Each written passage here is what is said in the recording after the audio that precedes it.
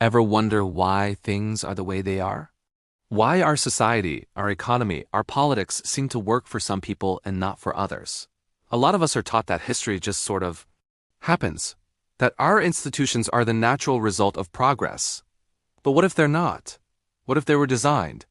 What if the systems we live in were deliberately created by people in power to benefit themselves at the expense of everyone else? Today, we're going to re-examine the story of America not as a tale of liberty for all, but as one of the most successful wealth transfer projects in human history. Let's start at the very beginning. The colonization of North America wasn't about building a city on a hill for all mankind. It was about getting rich. And how do you get rich in a pre-industrial world? Land was and still is the most valuable asset on Earth. But there was a problem. The land was already occupied. So the first and most fundamental act of wealth transfer in America was taking that land from indigenous peoples. This wasn't a misunderstanding or a series of unfortunate events. It was a violent, systematic dispossession of an entire continent.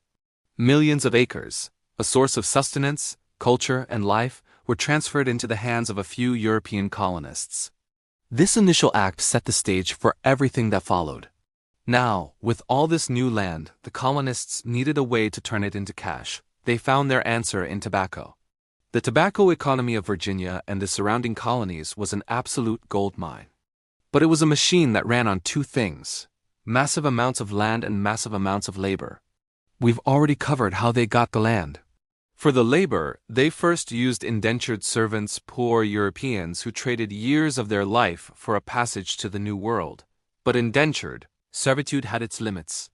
Servants eventually became free, they demanded land of their own, and they could be a rebellious bunch.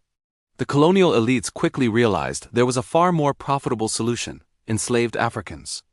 By transitioning to a system of chattel slavery, they could lock in a permanent, unpaid, and hereditary labor force.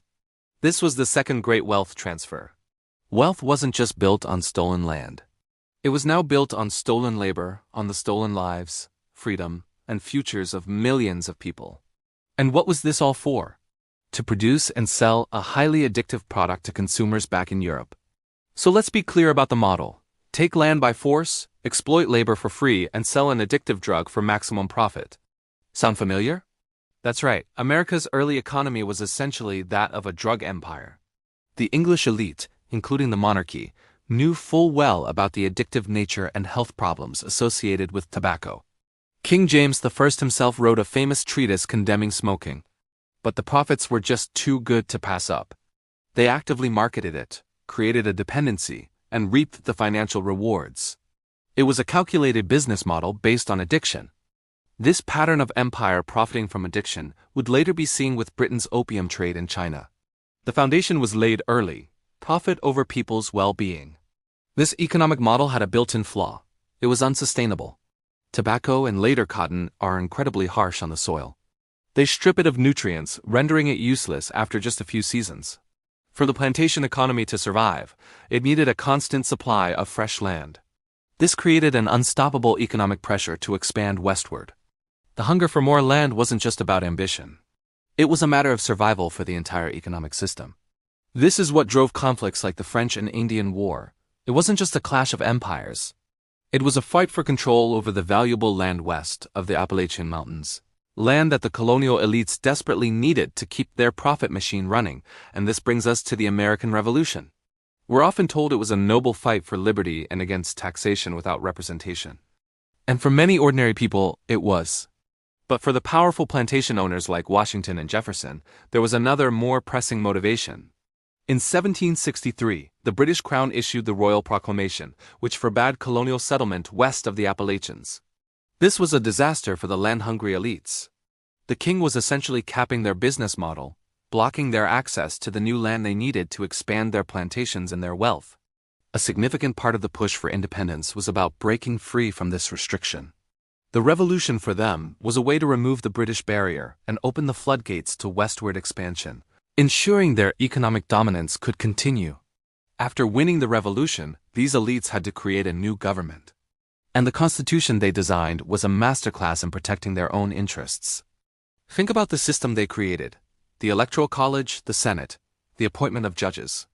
These weren't accidents. James Madison, one of the primary architects of the Constitution, was openly fearful of what he called the tyranny of the majority. He worried that if poor, landless citizens had too much democratic power, they might vote to redistribute his wealth. The system was intentionally designed to be a filter, to slow down popular will and ensure that people of property and status remained in control. It was built to maintain the existing hierarchy, not to create a true democracy of the masses. Over the next 2 centuries, this foundational logic, profit over people, transactions over relationships, became deeply embedded in American culture. A community is a group of people who feel a sense of responsibility for one another. But the system that was built treated people not as community members, but as tools for economic gain. Are you a laborer? You're a cost to be minimized. Are you a consumer? You're a wallet to be emptied. Are you an immigrant? You're a source of cheap labor. This transactional mindset stripped away the human element. Relationships were replaced by the logic of the market. This isn't some abstract theory. You can see its legacy today in our labor practices, our for-profit healthcare system, our immigration policies, and the relentless short-term thinking of corporate America. And this brings us to the modern consequences. The staggering inequality we see today isn't a bug in the system. It's a feature. It's the logical outcome of a structure designed from the very beginning to funnel wealth upward. The climate crisis is accelerated by this same short-term profit logic, where exploiting the planet for immediate gain is prioritized over long-term survival. The political gridlock and inaction we face? It often serves the interests of those at the top who benefit from the status quo, who don't want the rules of the game to change. When we understand that these problems are structural, not accidental, we can stop blaming individuals and start looking at the system itself. But this history isn't a reason for despair. It's a reason for clarity. Understanding how the machine was built is the first step toward changing it. And there's hope.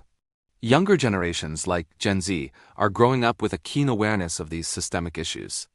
They see the connections between history, economy, and their own lived reality.